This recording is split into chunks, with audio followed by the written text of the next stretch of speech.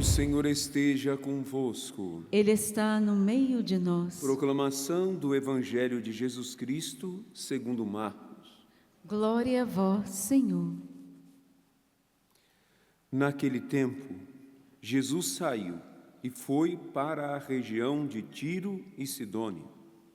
Entrou numa casa e não queria que ninguém soubesse onde ele estava, mas não conseguiu ficar escondido. Uma mulher que tinha uma filha com um espírito impuro ouviu falar de Jesus. Foi até ele e caiu aos seus pés. A mulher era pagã, nascida na Fenícia da Síria. Ela suplicou a Jesus que expulsasse de sua filha o demônio. Jesus disse: deixa primeiro que os filhos fiquem saciados, porque não está certo tirar o pão dos filhos e jogá-los aos cachorrinhos. A mulher respondeu: é verdade, Senhor, mas também os cachorrinhos, debaixo da mesa, comem as migalhas que as crianças deixam cair. Então Jesus disse: por causa do que acabaste de dizer, pode voltar para casa. O demônio já saiu de tua filha. Ela voltou para casa e encontrou sua filha deitada na cama, pois o demônio já havia saído dela. Palavra da salvação. Glória a vós, Senhor. Ave Maria, cheia de graça, o Senhor é convosco. Bendita sois vós entre as mulheres. Bendito é o fruto do vosso ventre, Jesus. Santa Maria, Mãe de Deus, rogai por nós, pecadores, agora e na hora de nossa morte. Amém. Filhos e filhas, este Evangelho de hoje, ainda no contexto deste grande Sermão da Montanha, capítulo 7 de Marcos, nós temos esta passagem que nos dá assim um questionamento. Por que Jesus fez essa afirmação a esta filha, comparando-a a um animalzinho de estimação, meio que não fazendo o bem à sua filha que estava possuída pelo demônio? Bom, todas as vezes que nós ouvimos na palavra de Deus e a compreensão ficar de que Deus fez algo ruim ou que não era bom, fomos nós que não entendemos errado, né?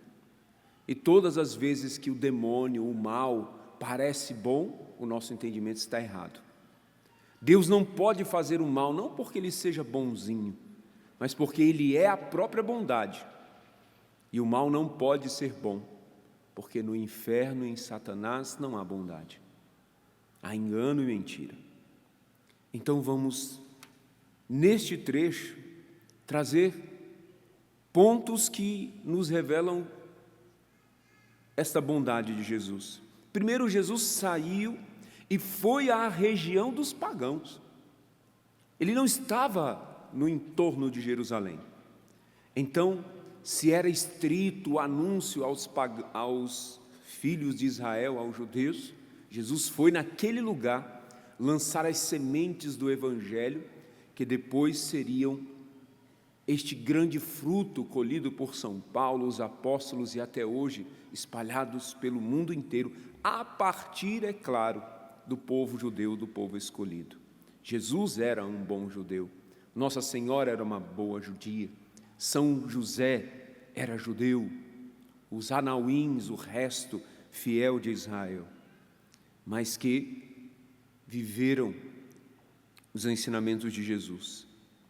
Então, quando Jesus sai para aquela região e está naquela casa para um momento de descanso, para uma pequena parada, e não quer que o encontrem, e aquela mulher vai até Jesus, rompendo aquele breve escondimento, rompendo aquela situação, e ela cai a seus pés.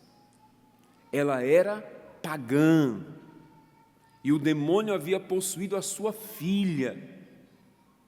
Nós precisamos entender isso. Não há dois caminhos. O caminho, a verdade e a vida é nosso Senhor Jesus Cristo. Um pagão precisa converter-se. Uma pessoa que não busca a Deus precisa buscar. Não há outro caminho. Às vezes as pessoas ficam nessa realidade de: eu não mato, não roubo, não faço mal a ninguém, padre. Mas se você não tem fé, se você não vai à igreja, no mínimo aos domingos, se você não vive as confissões, as orações, o Santo Terço, quem dera o rosário, meu filho, você está caminhando para a perdição.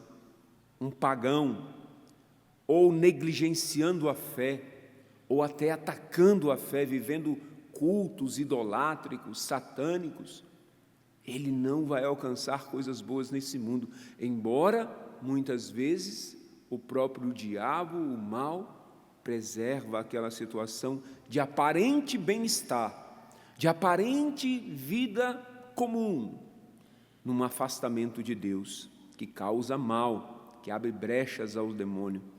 Então a primeira reflexão que eu te motivo, meu filho, minha filha, a fazer é: estás vivendo como um pagão? Cuidado, as ciladas do demônio estão aí procurando devorar até os que seguem a Deus, imagina aqueles que não seguem. Então essa mulher pagã tem a filha dominada pelo demônio, se prostra aos pés de Jesus e suplica que Jesus expulsasse de sua filha o demônio. E vem essa resposta que nos causa um tanto de incompreensão: deixa primeiro que os filhos fiquem saciados, porque não está certo tirar o pão dos filhos e jogá-lo aos cachorrinhos. Bom, esta é uma coisa lógica. Nós não vamos dar a comida primeiro aos animais de estimação, é primeiro aos filhos. Mas estes animais de estimação vivem do alimento que damos a eles. Um animal de estimação muitas vezes é muito dependente do homem, do seu criador, daquele que, criador no sentido de cuidar daquele animal. Então nós precisamos entender isso. Há uma hierarquia nas coisas do mundo. Deus fez assim.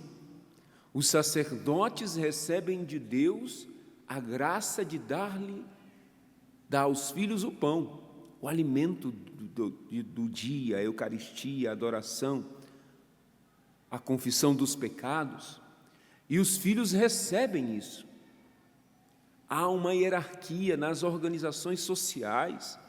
São necessários homens e mulheres que empreendam, que realizem grandes empreendimentos, criem empresas para gerar empregos.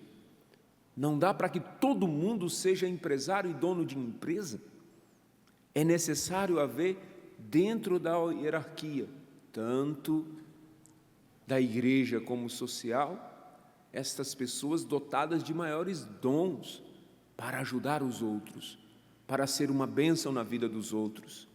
Vivemos um tempo de uma revolta do nós contra eles, dessa realidade de eu preciso estar em igualdade com todo mundo. Não! Existem dons do outro que são para mim. E é uma bênção que o outro tenha o dom. Estou citando aqui o sacerdócio, né? Que é o maior dom dado por Deus à igreja. É do sacerdote que vem a Eucaristia, o perdão do pecado, instituído pelo próprio Cristo. E que bom que tenham sacerdotes para que o povo receba a graça, mas também nas outras estruturas sociais. E esta mulher assume essa realidade e rebate esta afirmativa de Jesus com uma tão grande humildade que Jesus disse: por causa do que acabas de dizer, podes voltar para casa. O demônio saiu da sua filha. Ela alcançou o que ela procurava. Ela recebeu de Deus o que ela buscava. Embora o Senhor use deste momento para esse grande ensinamento, Ele deu àquela mulher a sua necessidade, a libertação da sua filha, Aqui vai um grande ensinamento para nós. Meus filhos e minhas filhas, não podemos desistir da conversão dos nossos. Não podemos achar que o diabo, o pecado, o mundo, o demônio tem mais poder do que Deus. Não podemos, isso é mentira de Satanás. Não podemos deixar de rezar pelos nossos. Não podemos deixar de acreditar que abraçarão a fé. E como sacerdote eu digo, fé católica. Fé nos sacramentos, fé na oração à Virgem Maria, fé nos ensinamentos do Evangelho, na vida dos santos. Nós sabemos que esse é o caminho de salvação. Não existe um caminho de salvação revelado por Jesus e confirmado pela doutrina católica que não seja a fé no perdão dos pecados, na vida sacramental. Ou nós cremos nisso, ou nós somos católicos vendidos a outras doutrinas. Pelo amor de Deus. E se esse é o nosso desejo, perseverar na fé católica até o último dia de nossas vidas, nós precisamos desejar isso aos nossos e não desistir. Está chegando este tempo tremendo do carnaval, que no nosso país alcançou uma vazão mundial de um evento pagão, promíscuo e de muitos pecados. Mas há uma resposta a isso, né? Meu pai fundador começou os rebanhões aqui em Cruzeiro. Chegou um dia que aquele encontro foi tão grande, vieram tantas pessoas de todo o Brasil, que a cidade parou, não foi um caos. E o padre Jonas, sabiamente, ao final disse: vós agora não vireis mais ano que vem aqui, mas vocês farão nas suas cidades o que eu faço aqui. E chamem a Canção Nova, e levem a Canção Nova, e nós vamos espalhar esse retiro pelo Brasil inteiro. E ele até enfatiza, né? Canção Nova não faz retiro de carnaval. Carnaval é mundano. Nós fazemos retiro espiritual nos dias do carnaval. E que bênção, que resposta de Deus para o demônio e o mundo que investem contra as almas. E quantos convertidos, quantas vidas, né? Misericórdia. Inclusive eu estarei em Sinop, lá no Mato Grosso, e lá o retiro é Vem Louvar, né? Estarei lá esse ano. E quando eu fui a primeira vez, eu disse às pessoas: mas vocês têm o mesmo nome do retiro da Canção Nova?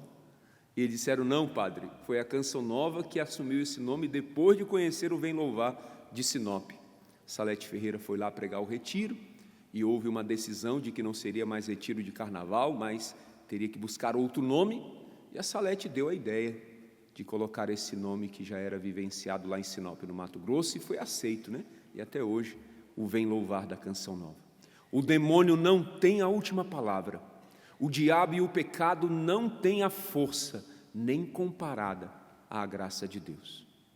Que isso fique no nosso coração e nós hoje assumamos uma determinada decisão de rezar e interceder, primeiro pela nossa salvação, mas pela salvação dos nossos, a exemplo desta mãe, que alcançou a libertação da sua filha no Evangelho de hoje. Louvado seja nosso Senhor Jesus Cristo.